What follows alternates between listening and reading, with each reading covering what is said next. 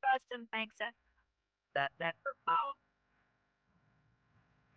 Yes, I don't either.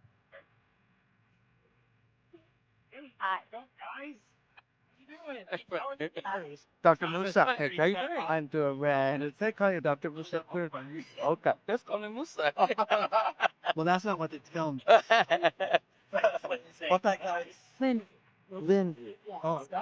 Good stuff. Mm-hmm. Just don't fall on Good afternoon. I am Mike Stake. I'm from Metatomic, and Metatomic converts commercial spent fuel to a molten salt fuel to address the rising inventory, 94,000 metric tons of spent fuel and rising. So Metatomic has been formed to address this whole situation. We're super enthusiastic about doing so.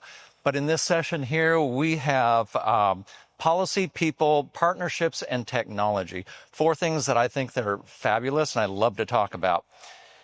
So in framing this, the U.S. is entering a new era of nuclear deployment driven by microreactors, SMRs, and advanced fuel cycle technologies. President Trump's executive actions and federal priorities have created a new window of opportunity. Success will depend on aligning 4 pillars: policy, people, partnerships, and technology.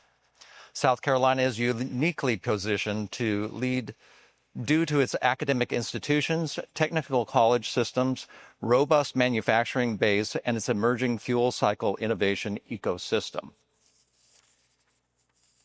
In section 1, I have a fabulous panel today, and we'll start off with Dr. Travis Knight. Dr. Travis Knight is a leader of USC's nuclear engineering program, advancing reactor technology and fuel cycle R&D. Dr. Lindsay Shuller-Nickles, Clemson expert in environmental systems, materials, and nuclear waste science. Dr. Musa Danjaji, SC State leader, expanding a diverse nuclear-ready engineering pipeline. Ken Canavan, President, E4 Carolinas, leading the Carolinas' premier energy industry cluster. I know each and every one of them. I think you're all fabulous. Thank you for being here. And we're going to start out with policy, building a foundation for deployment. Dr. Knight, what are the most critical federal or state policy changes needed to accelerate deployment of microreactors and SMRs? Thanks, Mike. And the good thing about being the last panel on the day is everyone that's gone before you has built the case for you. So all I got to do is kind of summarize. So that's right. So if you'll permit me, and a little bit of my own personal opinion built in there. I'm academic after all. So, no, it started with the federal. I think it's been said, and I would echo and do echo that nuclear has been bipartisan for forever, as far as I can tell. I think President Trump and in this administration has shown a willingness to kind of go boldly, as been echoed here in other corners. I think the one caution I would say is I speak to the present industry, 7 reactors in the state and $11 billion economic impact. The independence of the regulator is essential. So I think we want to make sure that the public continues to trust our fleet. So I would issue just that caution, but I think it's very encouraging to see how fast the current administration has moved in various areas. Executive orders and opportunities have been opened up. The one thing that I would say in terms of policy federally, I could say a lot of things, but I think a big one, which I think bears mention, is this issue of spent fuel. Let me just say it's safely managed, it's safely stored, and there's absolutely no safety or really even economic imperative around that, except to say that it is an untapped resource. And there are other resources around, research and test reactor fuels that are stored at Savannah River site. Those are another bucket or portion that could be tapped into. There are others as well. I won't mention them all, but I think these are all resources that could, provide some of that HALO potential that was mentioned in earlier panels. So I think if you had to pick one, I'd say maybe on the federal level, something moving forward. It's going to take a long, long time to achieve. So the sooner we start, the better. And there are precedents around the globe for doing that sort of thing. At the state level, I think we're blessed to have, as has been mentioned, a governor that's very engaged, that's very supportive, that's very knowledgeable, and a legislature that is, again, likewise very engaged, very knowledgeable, asks the right questions. I attended a legislative roundtable and other events, and it's very clear that they care to get things right. I think they understand that, that don't want to be a burden to the taxpayer or the ratepayer, but they also want to ensure that, again, we have power for innovation here in the state and for people. We have a growing population. We have industry that wants to come in, so they get the challenge. But I think you asked for suggestions. I think if you look at what's happened in other states, Texas, Tennessee, North Carolina, and others, Virginia, very aggressively capturing certain key sectors of this next generation, this advanced opportunities. We've seen new enrichment go into Tennessee, for example. We've seen fuel fabrication, advanced fuel, triso fuel has been mentioned, other states. I think one of the areas I would strongly encourage the state to look into is this, again, what we heard, is microreactors, because, again, there may be built onesies and twosies right now around the country, but South Carolina is a manufacturing state. If you were to pick a place, as we heard on the just panel prior, this would be an ideal place to do it because of access to water, manufacturing base. We are the number one nuclear technician and the number one nuclear operators by Bureau of Labor and Statistics. We're number 4 for nuclear engineers. Okay, my breed, right? But that's okay. But I think microreactors is, again, that's an emerging opportunity that we should be pursuing, because now is the time to lay that foundation. And so I appreciate Jordan's announcement here in this previous panel. I think that moves us a step forward to building that innovation center that we need. So wonderful news there. So microreactors, I think we need to plant our flag in the ground. I think whether it's a microreactor at SRS or Fort Jackson or any of the other military bases. Love to have one in that green space out that the dean mentioned, but I don't think that's likely to happen. Maybe we have space. We have the space, and then they don't take up much space. But I think we have to have room for pickleball courts. So we can't forget about the pickleball courts. So I don't know about that. But anyway, but I think there's no shortage of places that we could put one. But I think the idea is. We need to, again, be one of the first ones out of the gate, maybe to plant our flag and really highlight the potential here for South Carolina. And I'll cut it off there. And like what other panels had said, let's go bold. Go bold. Go bold and don't stop. Lindsay, from your work on consent-based siting, what do communities most need to understand, and what do developers most often overlook when discussing whether to host a new reactor or nuclear facility? Great question. Make it fast and easy. Yeah. So I think it's not there's not one thing that a community overlooks or a community needs to understand, because I think a lot of the onus is on whoever is coming into a community to build something. So I'm going to take the second part of your question. Okay. So what I think that people most overlook, companies most overlook, is engaging really early, like before you've established a plan to come into a community, engaging early and often, and ensuring that you're engaging in a holistic way in a community. So you aren't talking to the one person that your brother knows in the community. You're entering maybe that way, but then branching out. And I think for communities, what I have observed and what I recommend is not to approach that conversation in an adversarial way.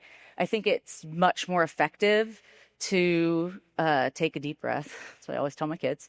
It's really a lot of parenting. Take a deep breath and listen to what someone has to say, and then really think about what you want to see going forward. For that community. For every community is different. That's right. Even in South Carolina. Even in South Carolina, we're one state, but every community within South Carolina is different. Dr. Musa. Yes, sir. What policy incentives are needed to expand nuclear education and ensure South Carolina communities have pathways into the nuclear workforce? Scholarship. Grant funding for nuclear engineering education so that any student in the state of South Carolina can afford nuclear engineering education. Also, workforce development that will connect the universities, community colleges, and local industries to provide internship and apprenticeships. State and federal support for the expansion of curriculum in nuclear engineering institutions, community colleges, and also the state local governments. Also, community outreach and STEM pipelines to engage underserved communities early on and provide a clear path to workforce of the nuclear technology. Well said. Ken? Hey, Mike. How should South Carolina and the Carolinas region structure energy policy to support a coordinated multi-state nuclear deployment strategy? So great question. First, I want to thank the audience for hanging out all day with us. I appreciate it. And thanks for the opportunity to speak. As far as policy goes, South Carolina is actually well set with the Security Act in place, with the governor establishing the Governor's Nuclear Advisory Council, very well placed. But just this past Friday, a group of E4 members got together and were actually discussing this exact issue. And what we were discussing was South Carolina is well placed. Virginia has a strategy. Texas has its own House bill, right? Indiana, I don't know how Indiana got in the conversation, but Indiana has a plan on SMRs.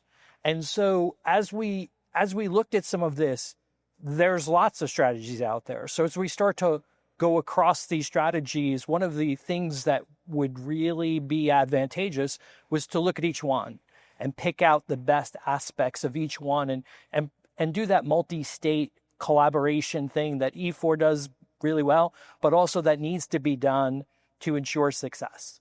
So that was one of the things coming out. We pulled everybody's strategy. We haven't gone through them yet, but there's an opportunity to engage on those strategies across and create a multidisciplinary kind of review of them and pull out the best practices.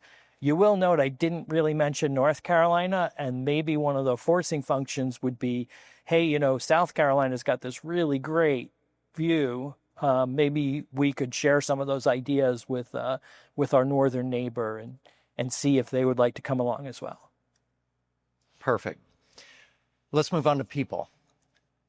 This is for everyone, and very shortly, very quickly, what does the nuclear workforce of the future look like, and how does it differ from the traditional workforce that built the first generation of reactors? Dr. Knight? So I talked earlier about, this idea of our deep interest in digital twins and AI and sensors and AR and VR and all these things. I think we're definitely going to have our students are steeped in that. They get it in their labs as undergraduates. They get it certainly in graduate school. If they're going to graduate school, they come out. They are definitely enabled to take advantage of AI and all the requisite modern tools that we know we need. They don't have to be in the deepest part of the bowels of the programming to do that, but I think they being able to use those tools is key, and they certainly get that. The one thing that it's not going to be is all of that, because I think the phrase earlier, human in the middle. I think really the phrase is human in the loop. I think so. Fundamental things apply. I think that's a song actually, but anyway, fundamentals. We're still going to produce engineers that have fundamentals, and that's number one. I think, we're never going to trust everything to AI, and they have to understand the physics. They have to understand what underlies the model. So I would say fundamentals are king still. Lindsay?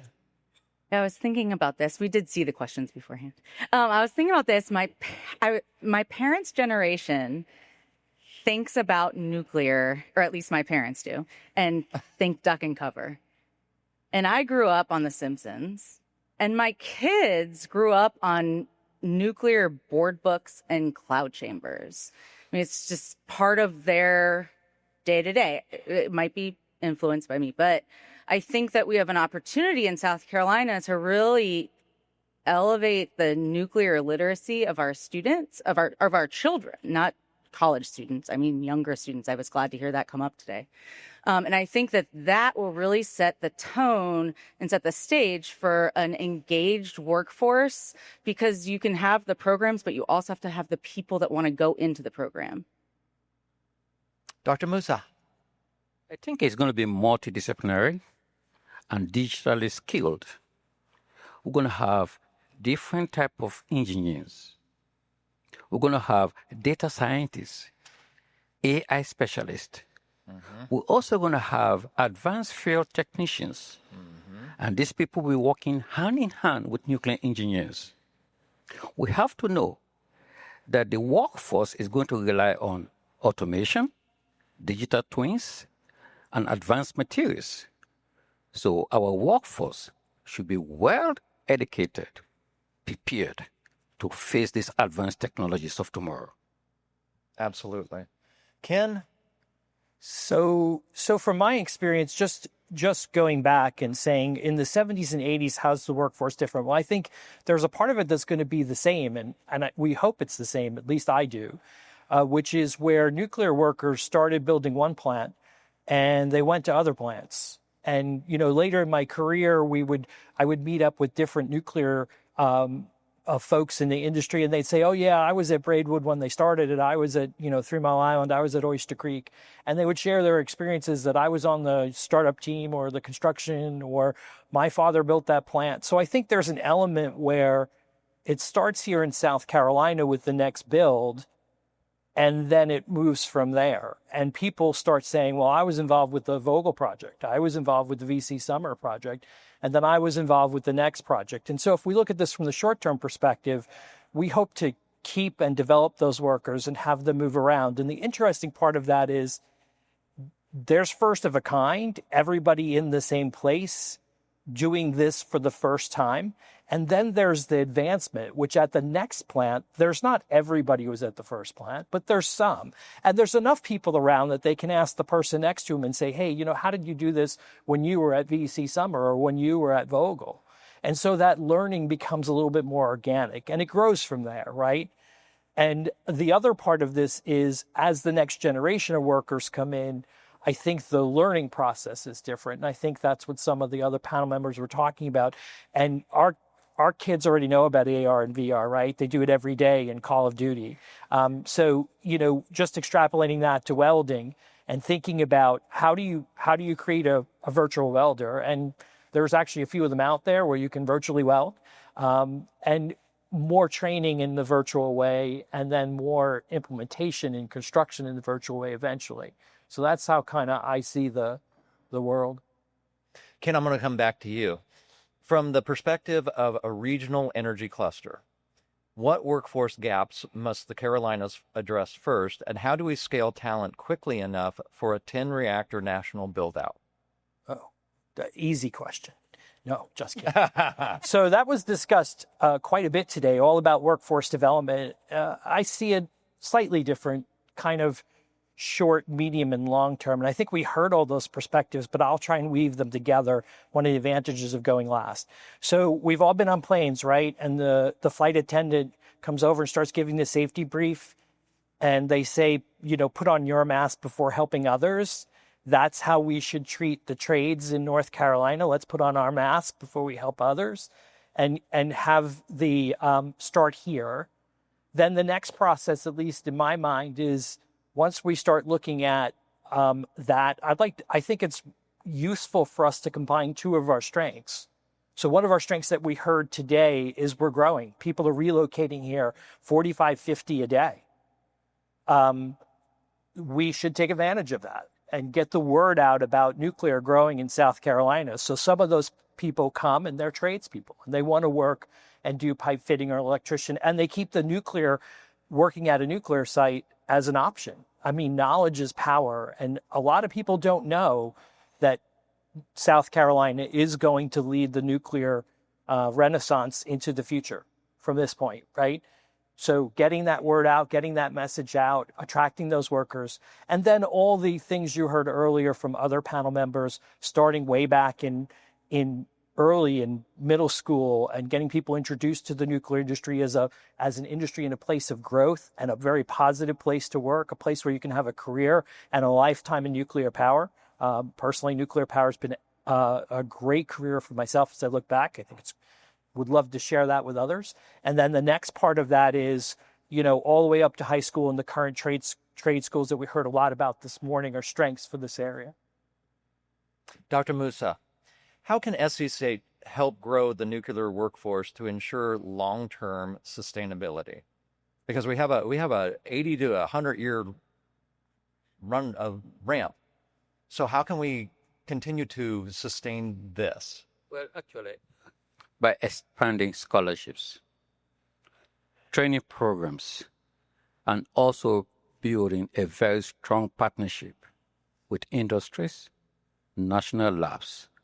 I think this can take us a very long way to sustain the nuclear workforce. Very good. Dr. Knight, what emerging roles AI engineers, data scientists, fuel cycle techniques will be essential in advanced nuclear deployment? So we talk about advanced nuclear deployment. We're talking about, reactors that have maybe a different fuel cycle potentially, that maybe they operate with different coolant. Well, I was talked about in the last panel was microreactors. Almost all of them are of some advanced type. It requires, the fundamental, again, I'll go back and say that the fundamentals still apply. I mean, the safety, the operations will be different. But I think we're very good at those fundamentals. I think someone that comes out of our programs, any one of our programs, nuclear is very interdisciplinary. They can easily go into that field and transition. So I think we need to be sure that we ensure that the qualities there, our graduates, the nuclear fundamentals, because the nuclear industry, the reason they attract the best people is because they pay the best, right? Let's be honest. That's right. And that's for good reason. So I think what I think is most important is to go back to what was said here by Musa and by Ken and others. So we need to invest because we're not investing at the level. Sorry if I'm going off. You're doing slightly off topic. But I think this is important. And I want to make sure that that this resonates hopefully with folks, is because we got to remember that the folks that are in middle school now are the ones that are going to build the next plant, the one maybe the lead plant, or it's been said earlier today, so I feel comfortable saying that. And there's other potentially, I mean, that's a possibility, right? There's other possible plants that are out there. So investment in education at all levels. I mean, I'm happy to talk about the investments that are needed, in our universities, right? I mean, you've said it already, but I think I'll give you an example. I use this in a podcast I gave recently. I mean, we talk about welders, right? And that's what Ken mentioned and others mentioned. There aren't enough welding sets out there, I can bring it very personal. There was a young person in our youth group at church that he graduated, very smart kid, wanted to be a welder, but he can't start because he's got to wait for someone to drop out. I mean, so I think that's a crime, in my opinion, knowing that the need that we have coming. So I think we need to encourage those middle schoolers to think about STEM so that there's not that barrier to come into our program. They're prepared to be nuclear engineers at South Carolina State, at engineers at Clemson, at engineers at USC, and go into graduate school even, and have that in their mindset that they can achieve higher. I think, and that's not currently being done, in many of our primary, secondary education. So I think, sorry for the self-serving statement there. Yeah, we're all here for that. So let's move on. And in fact, that's a great segue to partnerships. So this is for everybody. What does the ideal partnership between industry, universities, and the technical colleges look like to support deployment-ready projects? What is that? I'm in industry. What's our partnership look like? Lindsay, let's start with you. Yeah, I think that developing a strong partnership means that each entity has to know very clearly what their vision is and then identify the overlapping vision. So it's much easier to have a successful partnership when you know what you need and you know where as a group you're going. I think that's and that's a great idea. It's very specific. And I think that we need to be more specific because quite honestly, time is running out and we have to start yesterday. Dr. Musa? Well, I believe the industry should provide real-world projects and funding for these projects, and also the need for the nuclear workforce. Universities should also contribute advanced research,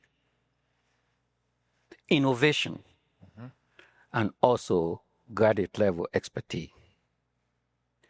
Community colleges, they should drive on-hand training, and also produce technicians that are specialists. I believe this would be a good partnership for the nuclear workforce. And it's all about expectations. Yes. And set those expectations early and make sure that everybody understands what their role is in that expectation. Mm-hmm. Ken? So E4 Carolina is a trade association. As a trade association, we bring a lot of groups together. That's part of our mission, and that's what we do. And the purposes of bringing people together is to network and share ideas and needs and experience. And many of you may not know, but there's actually a group called the Southeast Nuclear Group Advisory Council. Southeast Nuclear Advisory Council, and senuclear.org, and they're a piece of E4 Carolinas. That group gets together periodically, and they have a group on policy and a group on workforce, and they have a group on supply chain. Those folks get together periodically, and they look at breaking down these silos, because there are silos between academia and industry. There's silos within industry. There's silos within companies. If the company gets big enough, there's silos. And so it's very interesting to bring together these groups with a specific mission statement of work on workforce or work on policy or work on supply chain with a specific set of goals. And so there's been several meetings. 2026 is going to be their big year because, like you said, we're already late. We're trying to get a few things out of the gate, looking at what others have already done and trying to be a multiplier on that. So the group is actually not trying to reinvent the wheel. The groups are trying to engage with different organizations that have taken things so far. For example, the policy work was piece of that, where we got together. We're looking at the various states and how we take the best parts of each one of those policies and bring it to the rest of the surrounding states, because it's going to be a group effort to make all of this happen. And so those are the efforts that we're having to break down those silos. And certainly in that policy, consistency should reign. Absolutely. Lindsay, how can universities help build trust and clarity around nuclear projects, whether microreactors, research deployments, or industry partnerships, so that communities can feel informed and confident rather than overwhelmed? Yeah, so I think one advantage that universities have in engaging with communities compared to industry, is that part of our mission is, at least for a land grant institution, is to support the state. So my objective, I don't have an agenda for myself. The agenda, the point of the engagement is simply to engage. And so it's much easier to approach that conversation authentically and for the individual who's asking a question or you're trying to bring to the table. And they feel, I think that by enabling people to ask questions that might be considered dumb questions, there aren't any dumb questions.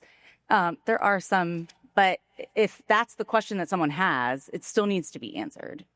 And the person should not be made to feel dumb, right? So I think that's where universities, we answer a lot of questions like that on the regular basis.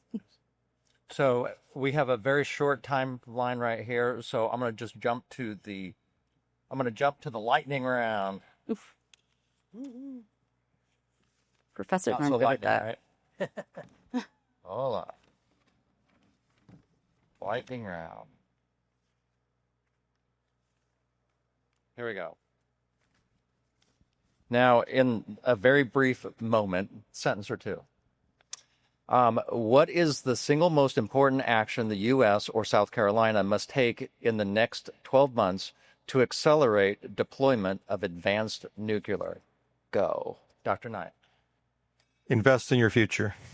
So I guess what I mean by that is what I was hinting at or saying earlier is that, invest in education. I mean, we appreciate your investments directly, but again, it goes to all levels because, again, we often talk about healthcare, training up people that you're going to need, to change our diapers at some point, but we also need welders and engineers and others, that are going to, fill that pipelines because you also are going to want energy, right, in our later years. So it's your future. So you need energy, you need these things. So invest in your future.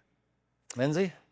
Yeah, I would say to go quickly in the future, it's tempting to get tunnel vision, have a North Star and just go straight there. And I think that it's important for at least a few people to be thinking a little bit broader than that, because if your funnel gets too narrow, your problem might be bigger than where you are.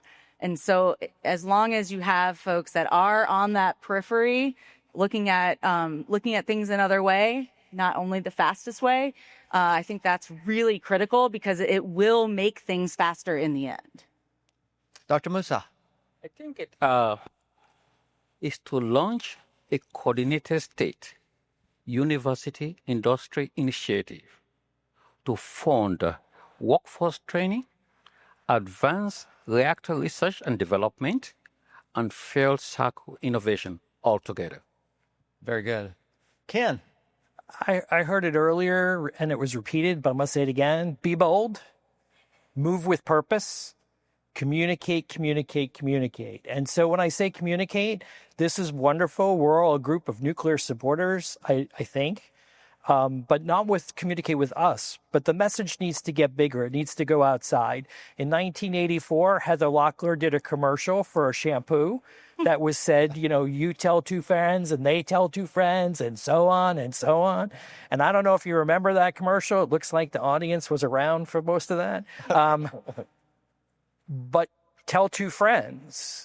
And, talk about the positives, talk about this industry's emerging, its importance on the global stage, that it is important for us to win the AI race. It's important for us to have energy. It's important for us to continue this journey, and nuclear is the way to do it.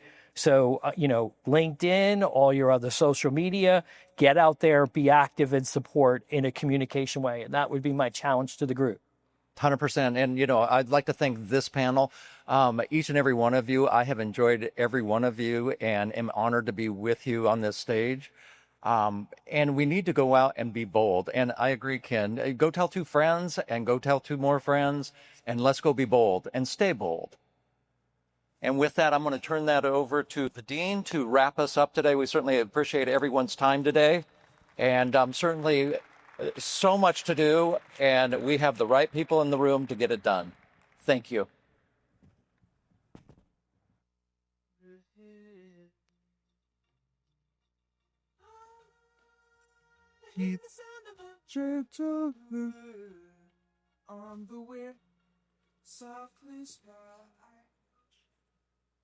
So thank you for an exceptional day. It really is incredible. So many of you have stayed. It's wonderful. So I want to express my gratitude to our speakers, industry partners, national lab colleagues, government representatives, faculty, and students. Your presence and your engagement reflect the seriousness of the moment and the strength of the partnership required to meet it. So today's summit underscored something many of us already understood. The nuclear resurgence is not coming, it is here. The real question is, where will it be led? The needs are clear and have been articulated well throughout the day.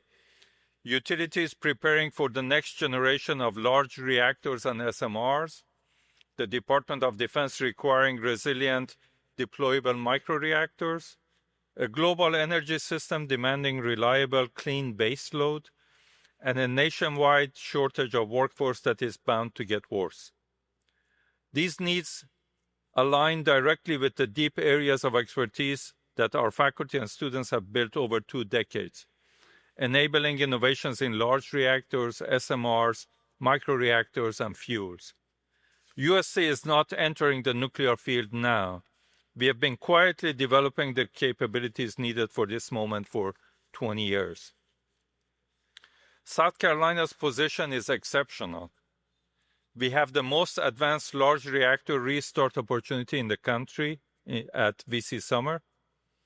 We have a manufacturing sector capable of supplying the components needed for nuclear deployment. We have Savannah River National Lab, our state's extraordinary national lab, which will play a critical role in national security, advanced materials, and fuels development. And we have a statewide commitment to energy reliability and economic growth. So in short, South Carolina has what most states lack: the need, the capability, and the will to lead the nation's nuclear resurgence. The summit today reinforced that alignment. And I believe that the Nuclear Innovation Center will activate it. So at USC, we view our mission as threefold: excellence in research, excellence in service, and excellence in education. We do not see these as separate goals. They are interconnected commitments that allow us to serve our state effectively as its flagship institution. Our work is grounded in the belief that opportunity must be created for all South Carolinians. Our students reflect the population makeup, the grit, and the ambition of this state. And our job is to prepare them not just for jobs, but for leadership roles in fields that matter: energy, national security, advanced manufacturing, and more. Our ability to do this is not theoretical. It is real, it is measurable, and it is growing. I believe so strongly in our student-centered mission that I'm now a double tuition-paying parent at USC, with one of my children actually enrolled in our own college. And this was the case with our president of university, Emeritus. He had 2 children going through here, and it's true with the Molinaroli's. They have one in our college. So as we end today's summit, I want to leave you with this thought. Nuclear energy has long project timelines, but this moment is short. So the next few years will determine whether the United States leads the next generation of reactors, builds a resilient and secure energy future, develops the workforce needed for a full national deployment, and positions states like South Carolina at the center of this renaissance. We can't wait. And our students, the talent pipeline for the next 50 years, certainly cannot wait. The past decade has been about building capacity. Today has been about sharing vision. And the next decade will be about execution, together with our partners. So thank you for your partnership, your insights, and your shared commitment to advancing nuclear energy. And as Ether reminds us often, onwards. And I hope to see you all next year at the third meeting. Thank you very much for a wonderful day. Thank you.